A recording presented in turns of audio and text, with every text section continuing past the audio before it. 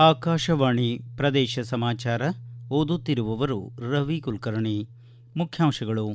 ಹಲವು ವಿಧಾಯಕ ಕಾರ್ಯಕ್ರಮಗಳ ಮೂಲಕ ಇಂದು ಸಂವಿಧಾನ ಶಿಲ್ಪಿ ಡಾಕ್ಟರ್ ಬಿಆರ್ ಅಂಬೇಡ್ಕರ್ ಅವರ 135ನೇ ಜನ್ಮದಿನ ಆಚರಣೆ.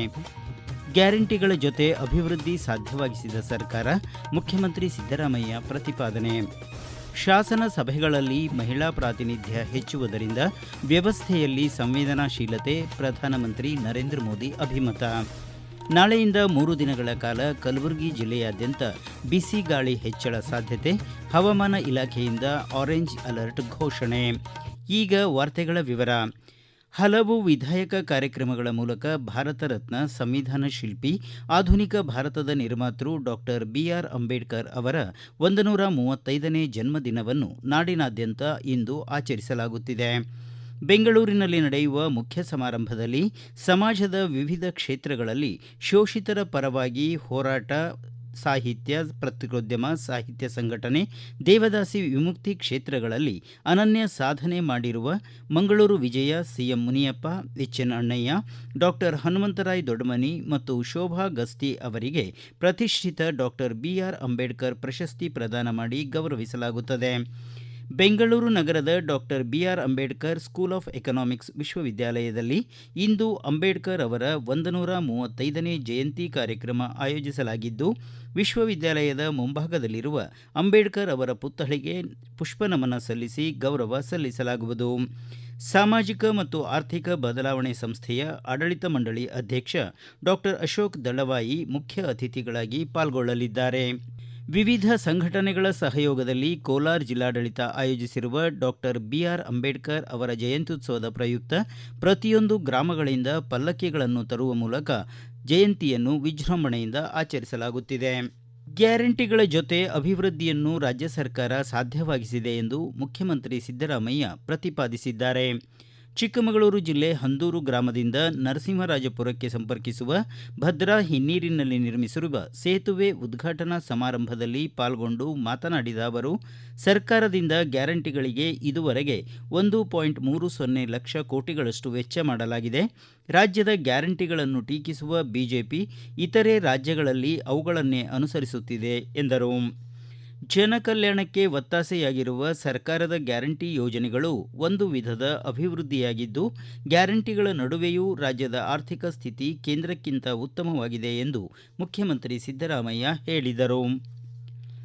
ಜನರ ಆರೋಗ್ಯ ಮತ್ತು ಸ್ವಚ್ಛತೆ ಬಗ್ಗೆ ಸರ್ಕಾರ ನಿರ್ಲಕ್ಷ್ಯ ವಹಿಸಿದೆ ಎಂದು ಪ್ರತಿಪಕ್ಷ ನಾಯಕ ಆರ್ ಅಶೋಕ್ ಆರೋಪಿಸಿದ್ದಾರೆ.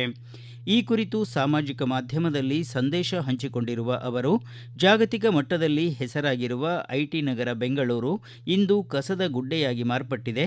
ಗ್ರೇಟರ್ ಬೆಂಗಳೂರು ಅಥಾರಿಟಿ ಮುಖ್ಯ ಕಚೇರಿಯಿಂದ ಕೆಲವೇ ಅಂತರದಲ್ಲಿರುವ ರಸ್ತೆಗಳಲ್ಲಿಯೇ 30 ದಿನಕ್ಕೊಮ್ಮೆ ಮಾತ್ರ ಕಸ ವಿಲೇವಾರಿ ನಡೆಯುತ್ತಿರುವುದು ಆಡಳಿತ ವೈಫಲ್ಯಕ್ಕೆ ಉದಾಹರಣೆ ಎಂದಿದ್ದಾರೆ. ಸಮರ್ಪಕ ವಿಲೇವಾರಿಯಾಗದ ಕಸ ಕೇವಲ ಸೌಂದರ್ಯ ಹಾನಿಗೆ ಮಾತ್ರ ಕಾರಣವಾಗದೆ ಬಿರು ಬೇಸಿಗೆಯಲ್ಲಿ ಡೆಂಗ್ಯೂ ಮತ್ತು ವೈರಲ್ ಸೋಂಕುಗಳ ಹರಡುವಿಕೆಗೆ ಕಾರಣವಾಗುವ ಅಪಾಯವಿದೆ ಎಂದು ಆರ್ ಅಶೋಕ್ ಎಚ್ಚರಿಸಿದ್ದಾರೆ. ಕಂದಾಯ ಗ್ರಾಮ ಮತ್ತು ಉಪಗ್ರಾಮ ವಿಶೇಷ ಅಭಿಯಾನದಡಿ ಚಿಕ್ಕಬಳ್ಳಾಪುರ ಜಿಲ್ಲೆಯಲ್ಲಿ ಅಧಿಕೃತ ಹಕ್ಕು ದಾಖಲೆ ಪತ್ರಗಳನ್ನು ಸರ್ಕಾರದಿಂದಲೇ ಉಚಿತವಾಗಿ ಮಾಡಿಕೊಳ್ಳಲಾಗುವುದು ಎಂದು ಜಿಲ್ಲಾ ಉಸ್ತುವಾರಿ ಸಚಿವ ಡಾಕ್ಟರ್ ಎಂಸಿ ಸುಧಾಕರ್ ತಿಳಿಸಿದ್ದಾರೆ. ಜಿಲ್ಲೆಯ ಚಿಂತಾಮಣಿ ತಾಲೂಕಿನ ಕೋಟಗಲ್ ಗ್ರಾಮದಲ್ಲಿ ಜಿಲ್ಲಾಡಳಿತ ಹಮ್ಮಿಕೊಂಡಿದ್ದ ವಿಶೇಷ ಕಂದಾಯ ಗ್ರಾಮ ಮತ್ತು ಉಪ ಕಂದಾಯ ಗ್ರಾಮಗಳ ಅಭಿಯಾನಕ್ಕೆ ಚಾಲನೆ ನೀಡಿ ಮಾತನಾಡಿದ ಅವರು, ಜಿಲ್ಲೆಯಲ್ಲಿ ಸರ್ಕಾರಿ ಅಥವಾ ಖಾಸಗಿ ಜಮೀನುಗಳಲ್ಲಿ ಮನೆಗಳನ್ನು ನಿರ್ಮಿಸಿಕೊಂಡು ಹಲವಾರು ವರ್ಷಗಳಿಂದ ದಾಖಲೆ ಇಲ್ಲದೇ ಇರುವ ಕುಟುಂಬಗಳನ್ನು ಗುರುತಿಸಲಾಗಿದ್ದು, 1,40,000 ಮನೆಗಳಿಗೆ ಅಧಿಕೃತ ಹಕ್ಕುಪತ್ರಗಳ ಈ ಸ್ವತ್ತು ನೀಡಲು ಗುರಿ ಹೊಂದಲಾಗಿದೆ ಎಂದರು. ಚಿಂತಾಮಣಿ ತಾಲೂಕು ಒಂದರಲ್ಲಿಯೇ 15,202 ದಾಖಲೆ ರಹಿತ ಮನೆಗಳಿಗೆ ಈ ಸ್ವತ್ತು ದಾಖಲೆ ನೀಡಲಾಗುವುದು ಎಂದು ಸಚಿವರು ತಿಳಿಸಿದರು. ಶಾಸನ ಸಭೆಗಳಲ್ಲಿ 33% ಮಹಿಳಾ ಮೀಸಲಾತಿಯಿಂದ ಪ್ರಜಾಪ್ರಭುತ್ವ ಮತ್ತಷ್ಟು ಬಲಗೊಳ್ಳಲಿದ್ದು, ವಿಕಸಿತ ಭಾರತ ಗುರಿ ಸಾಧನೆಗೆ ಪೂರಕವಾಗಲಿದೆ ಎಂದು ಪ್ರಧಾನಮಂತ್ರಿ ನರೇಂದ್ರ ಮೋದಿ ಹೇಳಿದ್ದಾರೆ.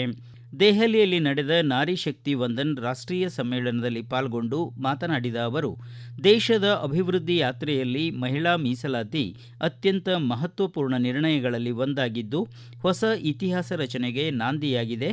ಶಾಸನ ಸಭೆಗಳಲ್ಲಿ ಮಹಿಳಾ ಪ್ರಾತಿನಿಧ್ಯ ಹೆಚ್ಚುವುದರಿಂದ ವ್ಯವಸ್ಥೆಯಲ್ಲಿ ಸಂವೇದನಾಶೀಲತೆ ಮೂಡಲಿದೆ ಎಂದರು. 2014ರಿಂದೀಚೆಗೆ ಎನ್ಡಿಎ ಸರ್ಕಾರ ಎಲ್ಲ ಹಂತಗಳಲ್ಲಿ ಮಹಿಳೆಯರಿಗೆ ಹೆಚ್ಚಿನ ಪ್ರಾತಿನಿಧ್ಯ ಕಲ್ಪಿಸಿದ್ದು, ವಿವಿಧ ಯೋಜನೆಗಳಲ್ಲಿ ಮಹಿಳೆಯರಿಗೆ ಹೆಚ್ಚಿನ ಸೌಲಭ್ಯ ಒದಗಿಸಿದೆ ಎಂದು ಪ್ರಧಾನಮಂತ್ರಿ ಹೇಳಿದರು. ಈಗ ಪ್ರಕಟಣೆ ನಂತರ ಪ್ರದೇಶ ಸಮಾಚಾರ ಮುಂದುವರಿಯುವುದು.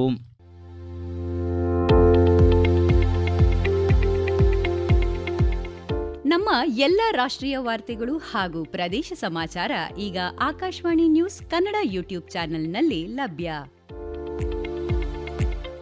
ನಮ್ಮ ಎಕ್ಸ್ ಖಾತೆ ಮತ್ತು ಇನ್ಸ್ಟಾಗ್ರಾಂ ಖಾತೆ ಆಕಾಶವಾಣಿ ನ್ಯೂಸ್ ಕನ್ನಡ. ಹೆಚ್ಚಿನ ಮಾಹಿತಿಗಾಗಿ ನಮ್ಮ ಫೇಸ್ಬುಕ್ ಖಾತೆ ಆಕಾಶವಾಣಿ ವಾರ್ತೆ ಕನ್ನಡವನ್ನು ಅನುಸರಿಸಿ. ಮಾಹಿತಿಗಳ ಹೂರಣ, ವಾರದ ಕಾರ್ಯಕ್ರಮ, ಪ್ರಚಲಿತ ವಿದ್ಯಮಾನ ಪ್ರತಿ ಬುಧವಾರ ರಾತ್ರಿ 9:15 ಪ್ರದೇಶ ಸಮಾಚಾರ ಕೇಳುತ್ತಿದ್ದೀರಿ. ಕೇಂದ್ರ ಸರ್ಕಾರದ ನಾರಿ ಶಕ್ತಿ ವಂದನಾ ಅಭಿಯಾನ ಕಾಯ್ದೆ ಕ್ರಾಂತಿಕಾರಕ ಹೆಜ್ಜೆ ಎಂದು ವಿಜಯಪುರದ ಸಾಮಾಜಿಕ ಕಾರ್ಯಕರ್ತೆ ಶೈಲಾ ಪೂಜಾರಿ ಅಭಿಪ್ರಾಯಪಟ್ಟಿದ್ದಾರೆ. ಈ ಕುರಿತು ಆಕಾಶವಾಣಿಯೊಂದಿಗೆ ಮಾತನಾಡಿದ ಅವರು, ಕೇಂದ್ರ ಸರ್ಕಾರದ ನಾರಿ ಶಕ್ತಿ ವಂದನಾ ಅಭಿಯಾನ ಐತಿಹಾಸಿಕ ಕಾಯ್ದೆ. ಸ್ತ್ರೀ ಅಭ್ಯುದಯಕ್ಕಾಗಿ ಇಟ್ಟ ಈ ಹೆಜ್ಜೆ ಕ್ರಾಂತಿಕಾರಕ. ಅದರಲ್ಲೂ ಹಿಂದುಳಿದ ವರ್ಗಗಳ ಮಹಿಳೆಯರಿಗೆ ರಾಜಕೀಯವಾಗಿ ಸ್ಪರ್ಧಿಸಲು ಹಾಗೂ ಅಭಿವೃದ್ಧಿ ಹೊಂದಲು ಈ ಕಾಯ್ದೆ ಸಹಕಾರಿ ಎಂದು ಶೈಲಾ ಪೂಜಾರಿ ಹೇಳಿದ್ದಾರೆ. ನಾರಿ ಶಕ್ತಿ ವಂದನಾ ಅಭಿಯಾನವು ಮೋದಿ ಸರ್ಕಾರದ ಪ್ರಮುಖ ಉಪಕ್ರಮವಾಗಿದೆ. ಮಹಿಳಾ ಸಬಲೀಕರಣ ಮತ್ತು ಅವರ ಹಕ್ಕುಗಳ ರಕ್ಷಣೆ ಈ ಅಭಿಯಾನವು ಗಮನಹರಿಸುತ್ತದೆ ಹಾಗೂ ಮಹಿಳೆಯರಿಗೆ ಸಮಾನ ಅವಕಾಶಗಳು ಮತ್ತು ಸುರಕ್ಷತೆಯನ್ನು ಒದಗಿಸುವ ಗುರಿಯನ್ನು ಸಹ ಈ ಅಭಿಯಾನವು ಹೊಂದಿದೆ. ನಾರಿ ಶಕ್ತಿ ವಂದನಾ ಕಾಯ್ದೆಯು ಸಂಸತ್ತಿನ ಉಭಯ ಸದನಗಳಲ್ಲಿ ದಾಖಲೆ ಮತಗಳೊಂದಿಗೆ ಅಂಗೀಕರಿಸಲ್ಪಟ್ಟಿದೆ. ಕೆಲಸದ ಸ್ಥಳಗಳಲ್ಲಿ ಕಿರುಕುಳವನ್ನು ವರದಿ ಮಾಡಲು ಇದು ಸಹಾಯ ಮಾಡುತ್ತದೆ ಹಾಗೂ ಸಮುದಾಯ ಆಧಾರಿತ ನ್ಯಾಯವನ್ನು ಉತ್ತೇಜಿಸುತ್ತದೆ. ಹೆಣ್ಣು ಮಕ್ಕಳ ಭವಿಷ್ಯಕ್ಕೆ ಆರ್ಥಿಕ ಭದ್ರತೆಯನ್ನು ಒದಗಿಸುತ್ತದೆ. ಮಹಿಳಾ ಉದ್ಯಮಿಗಳಿಗೆ ಸುಮಾರು 68% ಸಾಲವನ್ನು ನೀಡಿದೆ. ಮಹಿಳೆಯರಿಗೆ ಲೋಕಸಭೆ ಮತ್ತು ವಿಧಾನಸಭೆಗಳಲ್ಲಿ 33% ಮೀಸಲಾತಿ ಕಲ್ಪಿಸುವ ನಾರಿ ಶಕ್ತಿ ವಂದನಾ ಅಧಿನಿಯಮವನ್ನು ಬೆಂಬಲಿಸಿ ಬಿಜೆಪಿ ಹುಬ್ಬಳ್ಳಿ ಧಾರವಾಡ ಮಹಾನಗರ ಜಿಲ್ಲಾ ಘಟಕದ ವತಿಯಿಂದ ಹುಬ್ಬಳ್ಳಿಯಲ್ಲಿ ಬೈಕ್ ರ್ಯಾಲಿ ಆಯೋಜಿಸಲಾಗಿತ್ತು. ರ್ಯಾಲಿಗೆ ಶಾಸಕ ಮಹೇಶ್ ತೆಂಗಿನಕಾಯಿ ಚಾಲನೆ ನೀಡಿದರು. ಈ ಸಂದರ್ಭದಲ್ಲಿ ಮಾತನಾಡಿದ ಅವರು, ಹೆಣ್ಣು ಮಕ್ಕಳ ರಕ್ಷಣೆ ಮತ್ತು ಶಿಕ್ಷಣಕ್ಕಾಗಿ ತಂದ ಬೇಟಿ ಬಚಾವೋ ಬೇಟಿ ಪಢಾವೋ ಯೋಜನೆಯಿಂದ ಹಿಡಿದು ಶಾಸನ ಸಭೆಗಳಲ್ಲಿ ಮಹಿಳೆಯರಿಗೆ ಅಧಿಕಾರ ನೀಡುವ ನಾರಿ ಶಕ್ತಿ ವಂದನಾ ಅಧಿನಿಯಮದವರೆಗೆ ಪ್ರಧಾನಮಂತ್ರಿ ನರೇಂದ್ರ ಮೋದಿ ಅವರು ಕೈಗೊಂಡಿರುವ ಐತಿಹಾಸಿಕ ಕ್ರಮಗಳು ಅಭಿನಂದನಾರ್ಹ ಎಂದರು. ಬೆಂಗಳೂರಿನಿಂದ ಮುಂಬೈಗೆ ನೂತನ ವಂದೇ ಭಾರತ ಸ್ಲೀಪರ್ ರೈಲು ಆರಂಭಕ್ಕೆ ಕೇಂದ್ರ ಸರ್ಕಾರ ಅನುಮೋದನೆ ನೀಡಿದೆ.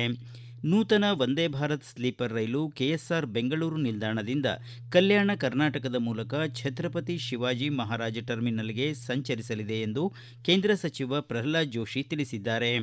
ಈ ರೈಲು ಬೆಂಗಳೂರಿನಿಂದ ಕರ್ನಾಟಕದ ಮಧ್ಯಭಾಗವಾದ ತುಮಕೂರು, ದಾವಣಗೆರೆ, ಹಾವೇರಿ, ಹುಬ್ಬಳ್ಳಿ, ಧಾರವಾಡ ಮತ್ತು ಬೆಳಗಾವಿ ಮೂಲಕ ವಾಣಿಜ್ಯ ನಗರಿ ಮುಂಬೈಗೆ ತೆರಳುತ್ತದೆ. ಕಲಬುರಗಿ ಜಿಲ್ಲೆಯಾದ್ಯಂತ ನಾಳೆಯಿಂದ 17ರವರೆಗೆ ಬಿಸಿ ಗಾಳಿ ಪರಿಸ್ಥಿತಿ ಹೆಚ್ಚಾಗುವ ಸಾಧ್ಯತೆ ಇದ್ದು, ಮುನ್ನೆಚ್ಚರಿಕೆಯಾಗಿ ಹವಾಮಾನ ಇಲಾಖೆ ಆರೆಂಜ್ ಅಲರ್ಟ್ ಘೋಷಿಸಿದೆ.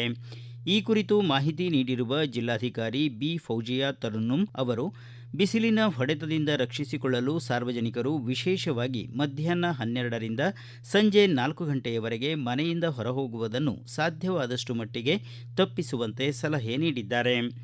ದೇಹವನ್ನು ನಿರ್ಜಲೀಕರಣಗೊಳಿಸುವ ಆಲ್ಕೋಹಾಲ್, ಕಾರ್ಬೋನೇಟೆಡ್ ತಂಪು ಪಾನೀಯಗಳು, ಚಹಾ, ಕಾಫಿ ಹಾಗೂ ಹೆಚ್ಚಿನ ಪ್ರೋಟೀನ್ ಆಹಾರ ಮತ್ತು ಹಳೆಯ ಆಹಾರವನ್ನು ಸೇವಿಸದೆ ಓಆರ್ಎಸ್ ಅಲ್ಲದೆ ಮನೆಯಲ್ಲಿ ತಯಾರಿಸಿದ ಪಾನೀಯಗಳಾದ ಲಸ್ಸಿ, ತೋರಣಿ, ನಿಂಬೆ ನೀರು, ಮಜ್ಜಿಗೆ ಇತ್ಯಾದಿಗಳನ್ನು ಸೇವಿಸಿದಲ್ಲಿ ದೇಹ ಮರುಜಲೀಕರಣಗೊಳ್ಳುತ್ತದೆ.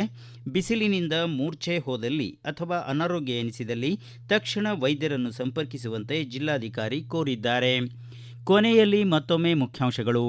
ಹಲವು ವಿಧಾಯಕ ಕಾರ್ಯಕ್ರಮಗಳ ಮೂಲಕ ಇಂದು ಸಂವಿಧಾನ ಶಿಲ್ಪಿ ಡಾಕ್ಟರ್ ಬಿಆರ್ ಅಂಬೇಡ್ಕರ್ ಅವರ 135ನೇ ಜನ್ಮದಿನ ಆಚರಣೆ. ಗ್ಯಾರಂಟಿಗಳ ಜೊತೆಗೆ ಅಭಿವೃದ್ಧಿ ಸಾಧ್ಯವಾಗಿಸಿದ ಸರ್ಕಾರ, ಮುಖ್ಯಮಂತ್ರಿ ಸಿದ್ದರಾಮಯ್ಯ ಪ್ರತಿಪಾದನೆ. ಶಾಸನ ಸಭೆಗಳಲ್ಲಿ ಮಹಿಳಾ ಪ್ರಾತಿನಿಧ್ಯ ಹೆಚ್ಚುವುದರಿಂದ ವ್ಯವಸ್ಥೆಯಲ್ಲಿ ಸಂವೇದನಾಶೀಲತೆ, ಪ್ರಧಾನಮಂತ್ರಿ ನರೇಂದ್ರ ಮೋದಿ ಅಭಿಮತ. ನಾಳೆಯಿಂದ 3 ದಿನಗಳ ಕಾಲ ಕಲಬುರಗಿ ಜಿಲ್ಲೆಯಾದ್ಯಂತ ಬಿಸಿಗಾಳಿ ಹೆಚ್ಚಳ ಸಾಧ್ಯತೆ, ಹವಾಮಾನ ಇಲಾಖೆಯಿಂದ ಆರೆಂಜ್ ಅಲರ್ಟ್ ಘೋಷಣೆ. ಇಲ್ಲಿಗೆ ಪ್ರದೇಶ ಸಮಾಚಾರ ಮುಕ್ತಾಯವಾಯಿತು. ನಮ್ಮ ಮುಂದಿನ ರಾಷ್ಟ್ರೀಯ ವಾರ್ತಾ ಪ್ರಸಾರ ಈ ಬೆಳಗ್ಗೆ 7:35 ನಿಮಿಷಕ್ಕೆ.